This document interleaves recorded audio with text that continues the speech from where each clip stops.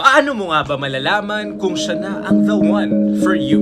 Unang-una sa lahat, susuportahan at baback-upan ka sa lahat ng desisyon na gusto mong gawin, sa lahat ng gusto mong tahaking adventure o pagsubok, as long as hindi ito katangahan. Pero yun, susuportahan ka niya kahit maging mahirap yung setup nyo, kahit mahirapan kayo sa relasyon nyo. Pero kung para naman sa inyo yan, para sa'yo, sa growth mo, babakapan ka niya.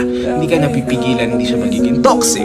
At ang pangalawa naman, pipiliin ka ng tao na yan kahit anong araw, kahit pangit ka, kahit malungkot ka, kahit umiiyak ka, kahit mukha kang tukmol, kahit nahihirapan ka sa lahat, pipiliin ka niya at tutulungan ka niya dyan sa bagay na yan. At syempre, at pangatlo, yung taong hindi ka pipigilan at pagsasabihan sa pananamit mo.